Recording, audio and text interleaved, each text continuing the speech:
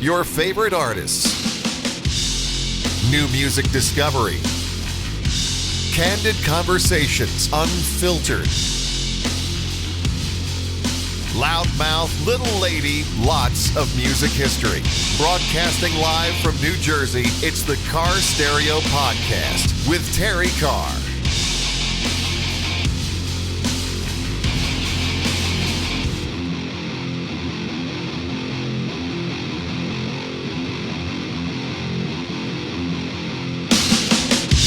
So I first met my New York brother via Zoom in 2020. I have been a fan since 2018. We met face to face, I believe, in 2021. That was probably our first in-person meeting. And you are one of those people that I always call the savior of rock. You are someone who does it your way, edgy, gritty, great songs, super amazing as an artist. I welcome to the Carr Stereo Podcast my good friend, the one and only Des Rocs. It's so nice to see you. Oh, nice to see you too. Thanks so much for having me. And happy birthday, by the way, because we are getting to actually catch up and reconnect on your birthday. What are you doing on your birthday today? Are you doing a whole day of interviews? No, just a couple, but nothing too crazy. I'm really just kind of like putzing around in the studio and making some weird demos. But that's what I like to do. That's my happy place. I invited myself, by the way, to your home studio. So just because we're doing this doesn't mean I'm like that friend that's like, hey, what are you doing? Can I come over? So we can definitely make that happen. I'm hoping you're still up for that. Of course, please come over. I would love to host you. We can have like a little, I got a table. We can set it up on the balcony. We can get Ooh, nice. on the balcony of Des Rocs house. Well, you know what? I would love to see where you create because you are one of those incredibly creative artists. When I listen to your guitar and your guitar tone, who have you been influenced by for just the tone and sound of your guitar? Was there anybody that you grew up and you were like, wow, that person is such a tone master? I never was very good at emulating tones because it took a lot of technical knowledge, of which I have almost none. So for me, it's more just like experimenting and trial and error. So if we like come around here, like I just have tons of weird pedals in drawers here that people just kind of give me over the years. And I just twist knobs until I get something that sounds cool. And that's really it. Like for me, it's all gut. And I just go by whatever feels good in the moment. And also, like, I hate doing a lengthy tone trial process. Like I hate when someone's like, we're gonna test all these pedals today and we're gonna find the best tone and then we're gonna record that. I hate that. I like to just grab something, crank it, it feels good or it doesn't feel good, and then move on. And that's how I kind of work. You are such a feel artist too, which is what I love. Every time I've seen you perform, it's all feel. The records are all feel. As a creative entity, though, I always notice that everything you do is different. You are such an inspirational artist. How does the spirit move you to create? Is it something where, you just do it as it happens? Do you need to take long breaks in between? Are you very creative on the road? It's kind of all the above. Like I would say my process is deeply inconsistent and deeply personal. I have one second of the mindset, well, you got to just get in the studio and just make something and do it every single day after day. And I might do that for a month and I might get nothing. And then I might have like three better ideas in the shower that end up being on the album. And it was better than everything I did that whole month. So I wish there was a process to my process, but unfortunately, there is no process to the process. It just is what it is. And unfortunately, a lot of good ideas come like in the middle of the night too, which really sucks. I wish they would come from 9 to 5, but they don't. They usually come from like 5 to 9. So yeah. Are you an insomniac? Do you have, are you a good sleeper? Are you a light sleeper? Are you somebody who's, gets awake really quickly?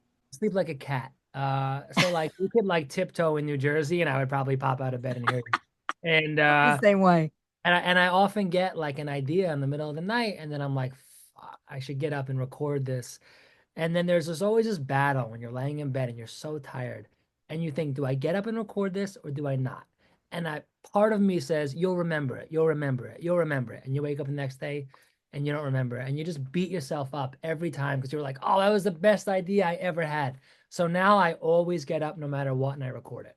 which can be frustrating for people on tour with me because I'll be in my bunk on tour and then I'll be humming like nonsense into a voice memo and I'll wake up some other people. But you have to grab it when it comes. Yeah, yeah. I love your band, by the way. You have such a kick-ass, amazing, amazing band. So you're coming up as an artist in New York. You're really feeling that kind of New York scene. That's where I think you get your grit. Where do you get your polish? Because you also have so much polish, whether it's on recordings or whether it's live. You're such a polished artist, yet that New York grit is so felt and also I think so important to who you are. So where does I know where the grit comes from, I think, but where does the polish come from? I think the polish comes from a place of caring so much about the end product that I force myself to get it exactly as intended. And that's especially true with the live show. Like I just envy bands who just like walk up there and maybe are like half drunk and they just rip it and there's a certain charm to it.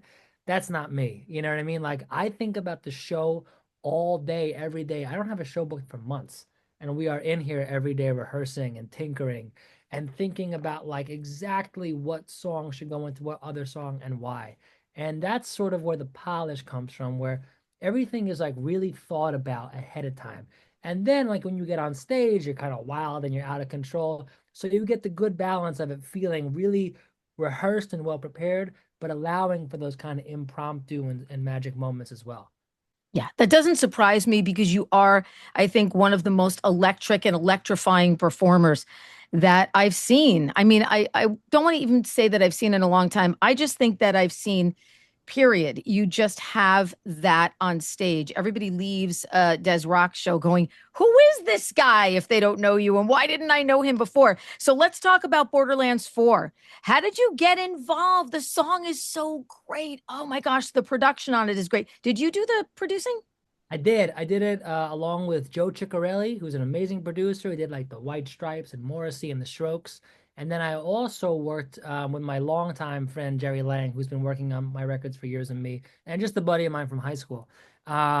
They reached out when I was working on my album. It happened to be the absolute perfect time and the perfect concept. They told me exactly what they wanted. And as they were saying each element of the game and the energy they were looking to capture, I was like, are you kidding me? Like, this is exactly what I'm doing right now. So I sent them the origin of this land, and it was just a match made in heaven. So did you have this land already? And did you tailored it to kind of fit perfectly? Yeah, I always have like tons of riffs and ideas that are just like floating in the ether, and they're always kind of just going around. And I just grab different ones at different times. And I'll have riffs from 10 years ago, and I'll have riffs that I wrote earlier that afternoon, and they're all kind of in fair play. So yeah, like the in-game version, there was a lot of tinkering to get it to fit exactly with certain beats. But the recorded version was an idea I've been working on for quite a while. Wow. And when you get the call that someone wants you to be part of this like super popular game, because it's like in the gaming world, it's like huge. That's got to feel really, really good. And you're such a visual artist too. So I think it all kind of fits together. Oh yeah, it's so cool too because like so many opportunities that artists get today, like they're kind of fleeting in nature, right? So like you have like a top radio single. Okay, then the next week somebody else has a top radio single. And then you have like a viral moment. It's like that's kind of cool, but then you're kind of chasing more viral moments. And this like has a permanence to it that I just really like a lot. I love having the song in there forever. And people will play it every day for many, many years to come. And that was just like the coolest part to me about it. I was like, oh no, this is here to stay. Yeah. And future generations. I love that. And I love having your music exposed to the non-concert goer. I mean, I don't think that there can be anything better than that. Oh, by the way, too, what a great job on Ring of Fire. Oh my gosh. I don't love Johnny Cash covers. That is probably my favorite. I loved the Social Distortion cover as well. Those are the only two that I love, but I thought you brought something so special to that from the Nobody 2 soundtrack. So when you hear that they want you to do a song, did you choose the song? How did you come to do the Cash cover? It was between that and a Frank Sinatra song that they wanted there. What Sinatra song? I forget which one it was, but I was just so nervous because I'm like, okay, a Johnny Cash song, like melodically, I can like Des Rockify that. You know what I mean? But I don't know if I could Des Rockify a Sinatra song without completely ruining it. Those melodies are like way more like, it's my, like way more croonery and stuff. So the Johnny Cash one was tough because like, oh, there already is a well-known cover of Ring of Fire from Social Distortion. And I'm like, I gotta just take this a completely different place and not let that influence it because it's easy to do a cover of a cover.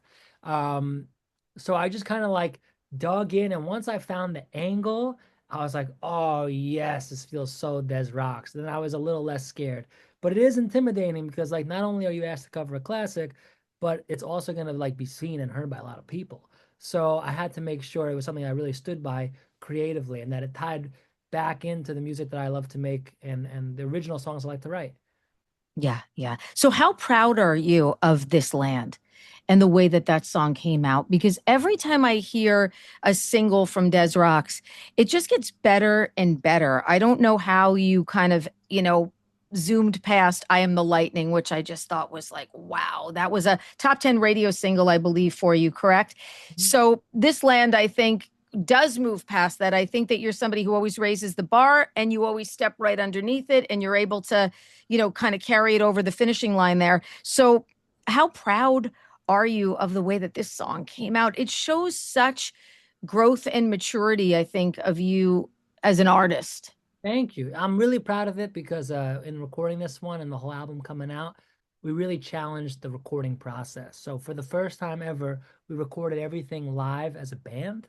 And it was scary because I'm like kind of a control freak and I love to edit everything to be exactly as it is. But when we record live, the rhythm section live as a band, it just is what it is. There's no copying and pasting, there's nothing, but it allowed the record to have a sort of unexplainable groove and human element that I hadn't achieved in earlier records. And it just, you feel it and it's so special. And I'm just happy that we were able to like really pull that off. So, when you were doing that, though, the perfectionist that you are, the studio guy that you are, were you getting like hives during that time going, wow, this is something that's totally pushed me out of my box, pushed me out of my comfort zone? It had to be a little bit on the stressful side too. The first couple takes, like 100%. But then, like, take four, five, six. Now I'm just playing. You know what I mean? And that's what I do all the time. I'm just playing. So it felt good. And then I kind of got loose. And it either ended up being on all these songs on the record, it was like either the first or second take or like the 23rd or 24th take. And like there was really no in between. And This Land, I think, was definitely a much later take. And there's a sense of like frustration there in the song where it's like really aggressive and like it's kind of the sound of me just like wanting to go home and get out of the studio. And yeah, and there's something about that like a lot of bands leave that energy on the table. Everything is so sterile and set to like an exact grid and metronome where the groove suffers enormously. Yeah, this is definitely a song with a whole lot of groove. So, new record in the works.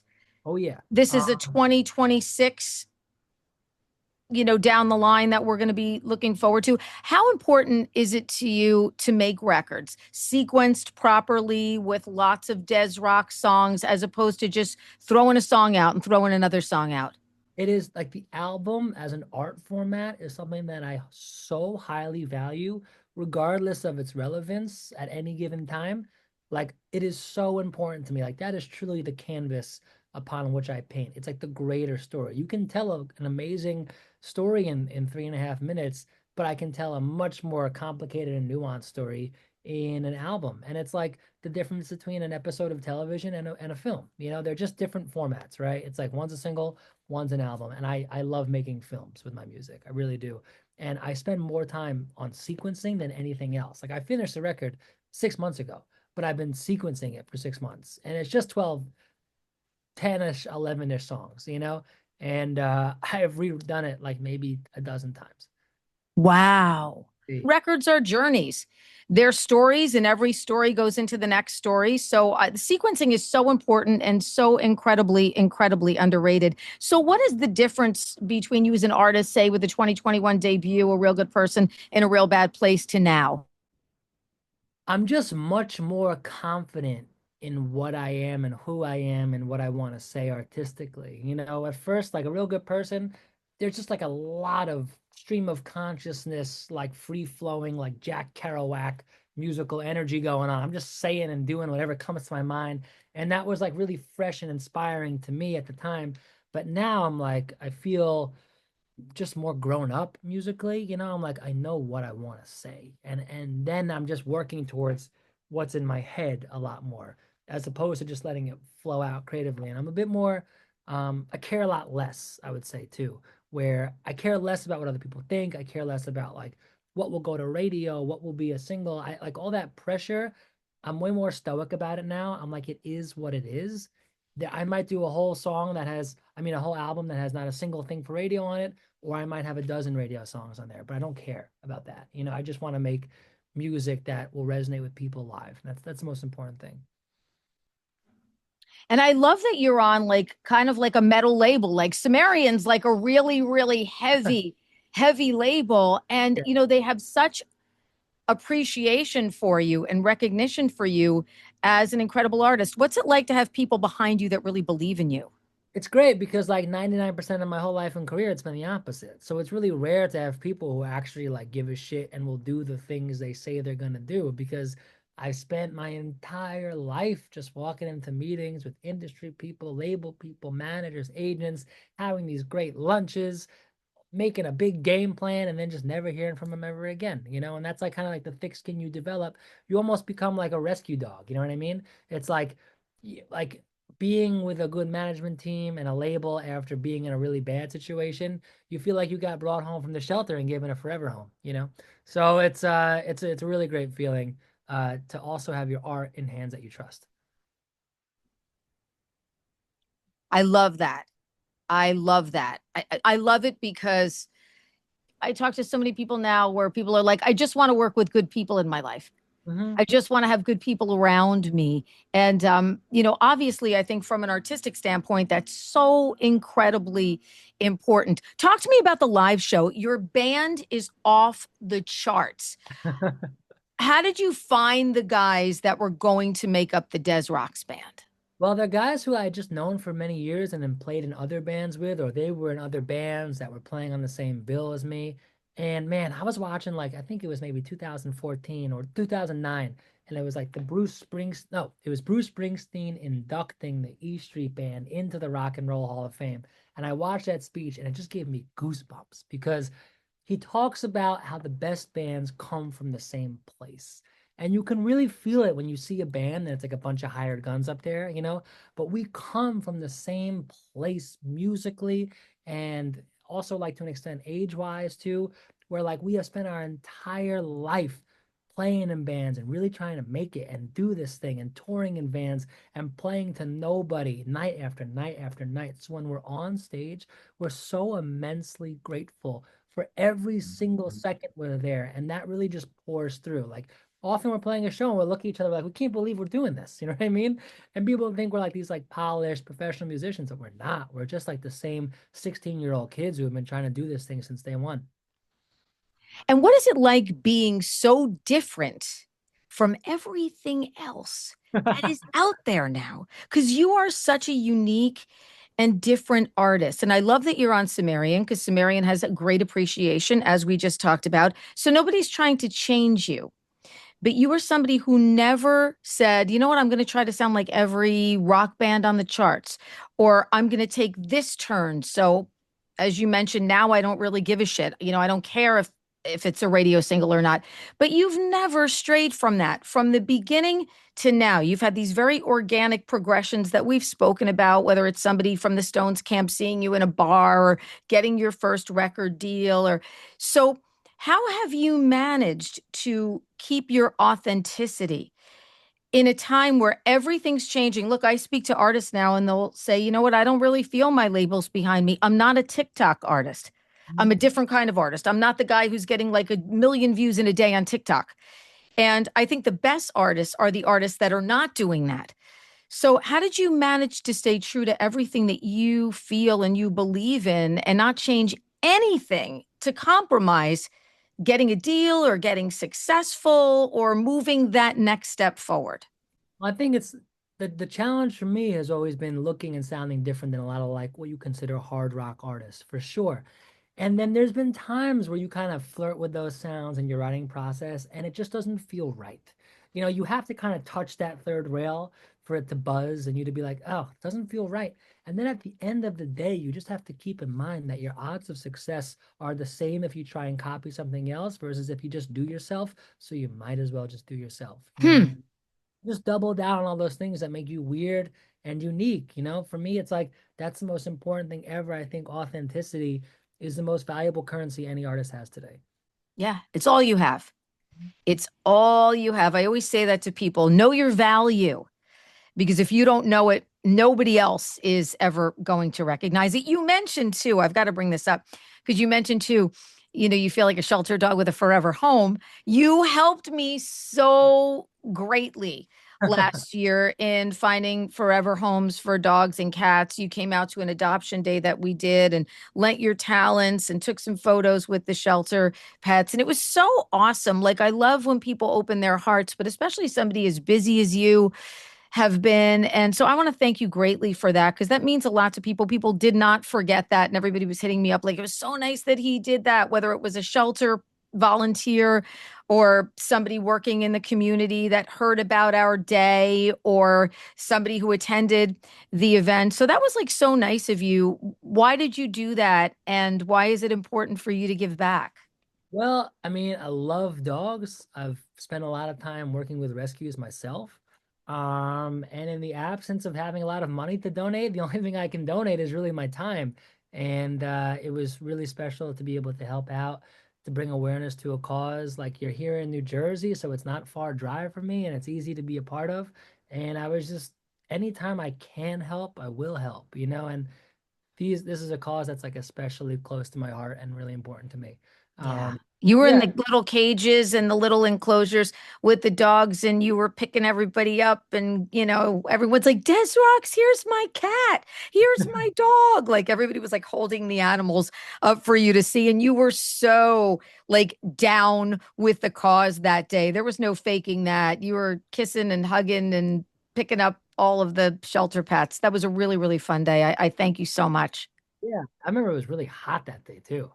It seems like whenever we do anything for rescue, no matter what time of year it is, we always end up getting a hot day. But we had a lot of adoptions that day. So Oh, that good. really, really meant a lot. And you coming out and playing, I mean, you just didn't come out and lend your Des Rocksness. You actually played for the people that were there and for the animals, and there were like cats out of cages and everybody was dancing and having a good time. So that was really an incredibly, incredibly awesome day. This land is out. Des Rocks 2026, I would imagine, is going to be just a crazy busy year. Are you doing every Ginormo festival and out on tour? Do you have like a touring schedule yet? Yeah, working on it now and probably announcing pretty soon. So I'm very excited to get back on the road because we've been off for a while. Excellent. And also, do we have an idea in 2026 when we're getting a full record? Early 2026.